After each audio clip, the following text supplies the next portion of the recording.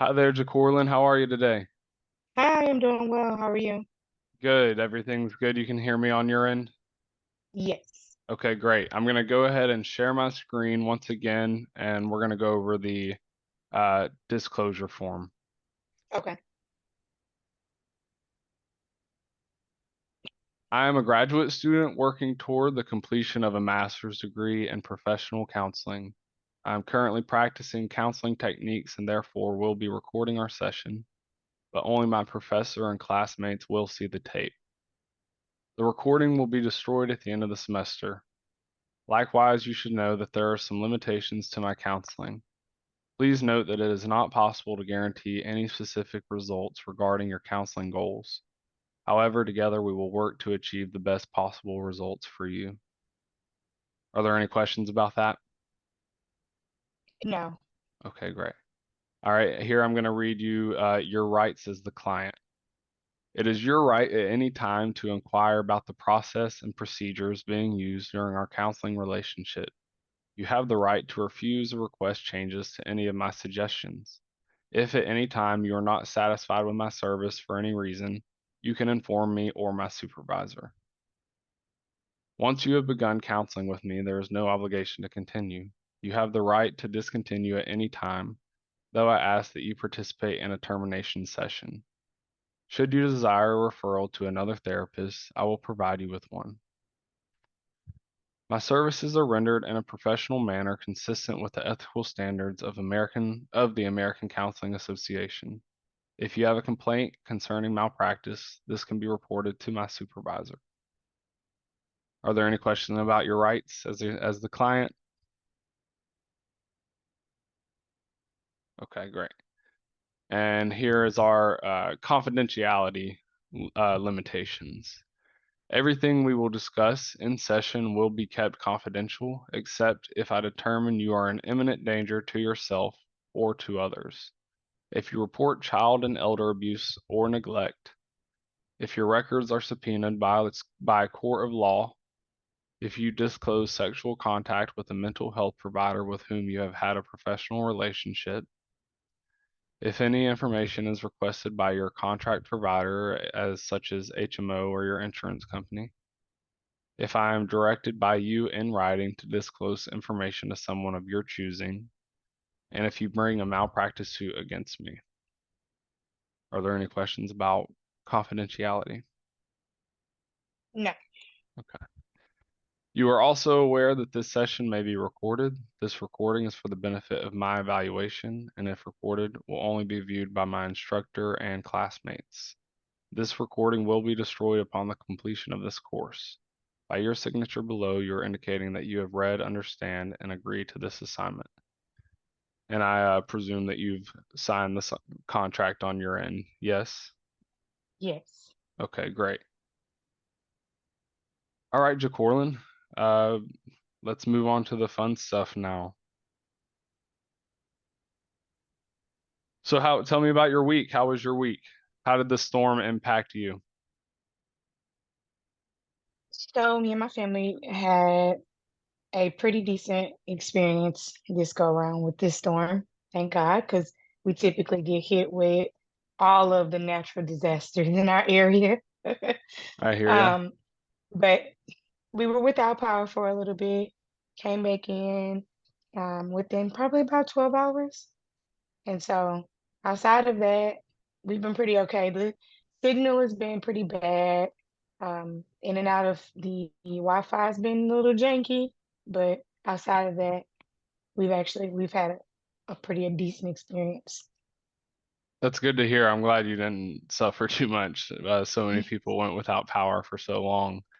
Yeah. Um, so over this past week, even though the storm didn't really impact you too much, were there any instances where you kind of you knew that you needed? Remember last week I sent you off with the homework to write down any moments of anxiety, what was like kind of that trigger, and write down what your physical feelings were. Were there any moments over this past week that stuck out to you? So yes, I have lots of homework, and with the Wi-Fi kind of going in and out, that was that those were moments of very high stress, trying to figure out where to go to find Wi-Fi because the entire city has really been impacted in such a large way here. So that stressed me out the absolute most. Um, and then family is just always interesting and they cause a lot of stressors, lots of anxiety. And No, they don't. so, What do you mean? What do you mean? ah, yeah. And so, um, with the in and out of weather and the internet services, I live next door to my grandmother, and so a lot of times I become the oh, you live next door, you can go and do the things that need to be done person, and so that caused a little bit of frustration or like just stress and anxiety overall. Um, so I'll say those particular things this past week were had me in the high numbers of anxiety. Yeah, I can imagine so. And like we kind of talked about, the theme of last week was you are the one to step up and do the things that need to be done. It sounds like even if it's more than you can maybe handle at the time. Yes, So you I had you am. so again, that was something you dealt with this past week. Yes, Okay, and I I sure did. I do remember also marking down that you had headaches. Was that anything that you noticed again this week? Is that still persisting? So surprisingly, no, none of Okay. that this past week. Great. Maybe you were drinking more water. You were extra hydrated this week, huh? For the most part, I actually was asleep, laying down, chilling, really kind of like in my own space until, of course, I'm needed. But overall, honestly, I've had like a zenness, That's great. so, That's great to so hear. not so much of a headache. Okay, so talking about what we talked about last week and the goals that we had set, I have it written down here, was to kind of not to kind of to recognize the behaviors that you resort to in anxious moments. So it sounds like you had a few of those moments this week. Hmm. Could you describe for me what were those moments? What did it feel like for you? Not only physically, but what did you do? Because you have to behave in some way when you're under stress. And sometimes we choose healthy behaviors, and other times we choose unhealthy behaviors. And I just Well, want you to tell me what those behaviors are like for you when you get in those anxious moments.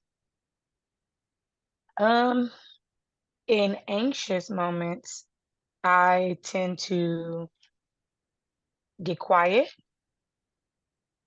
because my mind starts racing. I have lots of things that go on through my mind in anxious moments. Um, so that in turn causes me to physically, like my body to kind of like get tense and like stressed a little bit. Um, when the stress of kind of feeling like I already have enough on my plate, why would anybody else add anything extra onto my plate? When things like that happened this past week, I tend to vent. I will vent Okay. or I say my frustrations in a not so kind way. And so I kind of like go off just to somebody that'll listen to me and give me the space to be able to just say what I need to say. So And yeah. who are those people for you? My husband is one of those people, and then one of my really close girlfriends from college. Okay. So you've got two folks that you can call Yeah, and and let it out when you need to let it out. let it out. So what Yes. does letting it out feel like? What is the after effect of letting it out for you? You know what's funny? It still feels the same. I'm still angry. I'm still annoyed. It feels a tink like a smidget good to be able to just say when somebody is getting on my last nerve. But I still feel angry. I still feel frustrated. I still feel anxious. My body still feels like I went through a bit of a tussle with somebody because I've just been so ugh on the inside. So yeah, it doesn't feel like I actually released much of anything. Okay, so you're saying that maybe would you say that's an effective strategy to resort to when you have those moments? No more than yes. Okay, It's but not an it's effective way. it's not that it's not important. Venting is very important. I will give you that. We're at therapy. Mhm. You're here to talk, right? You're here to let it out. Uh, but I Right. guess part of my job is to help you do it yourself. I'm not here to. I'm in a way I'm holding your hand, and I want to help guide you in a healthy direction as you vent. Mhm. So something that some of us do when we do vent or we complain about our circumstances is we can get in a negative cycle of thinking, and we it's not like we're. I think that our words that we say out loud are important. Mhm. Uh, So I think that when we are venting and we're talking about our issues, sometimes we're not going in a positive direction with our thoughts. Maybe we're just digging ourselves deeper with, I'm not going to get over this. I'm going to stay upset about this, and I just want people to also hear me and maybe validate that I should be upset. Or Mhm.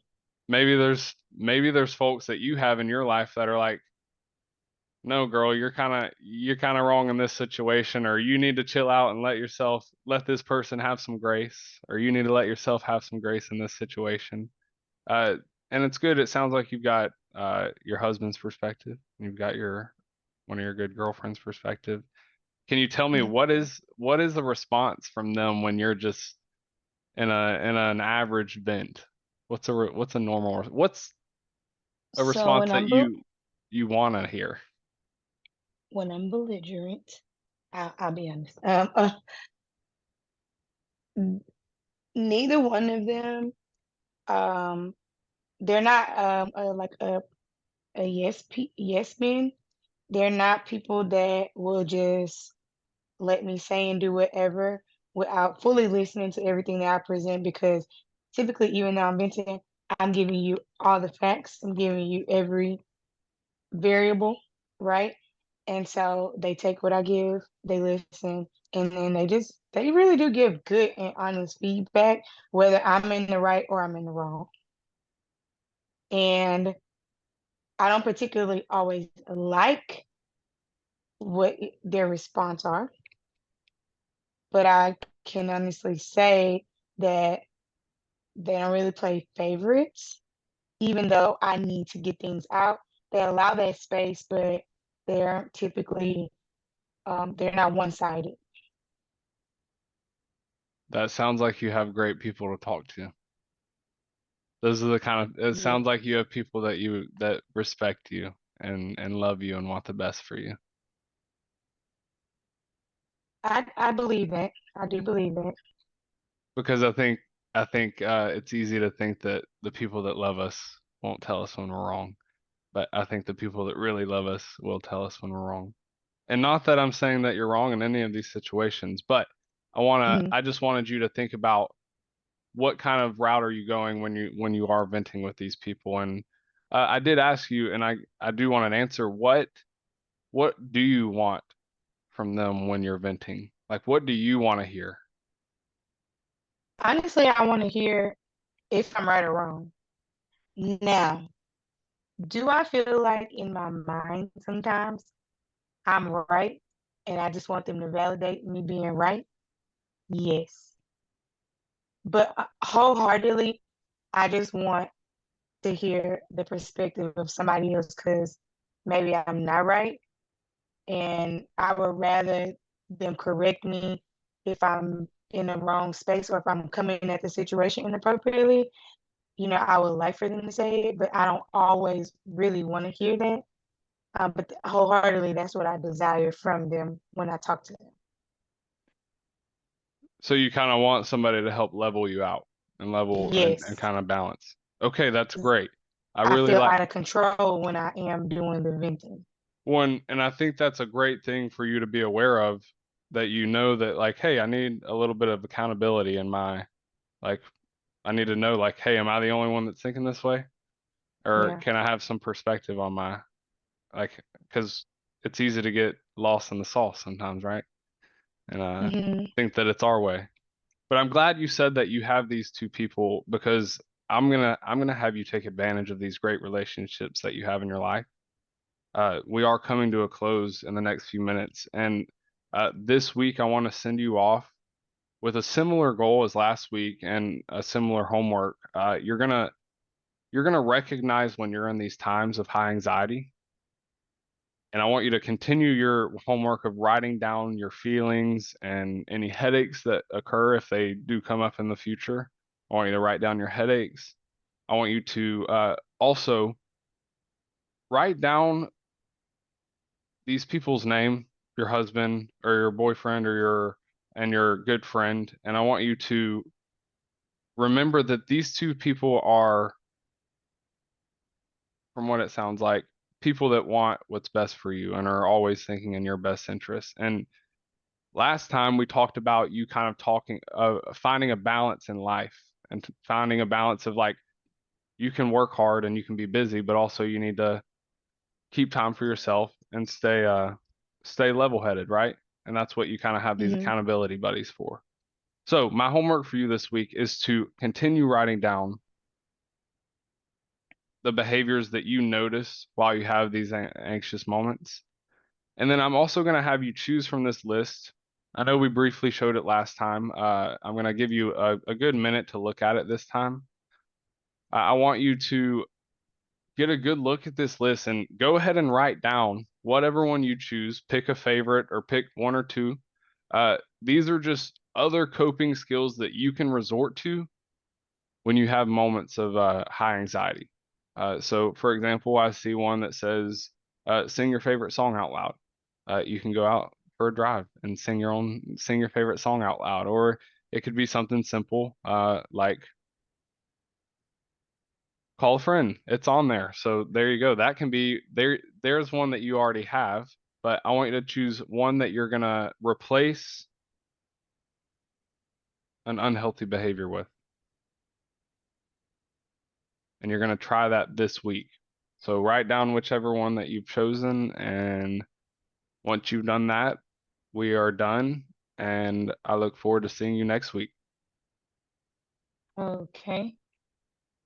I think I'm gonna try the one of singing out loud or singing when I feel overwhelmed or something. Okay, sounds great. That one. Well, I can't wait to Okay. hear how it works out for you. I'll see you next week. Okay, thank you. Thank you. Bye. Bye.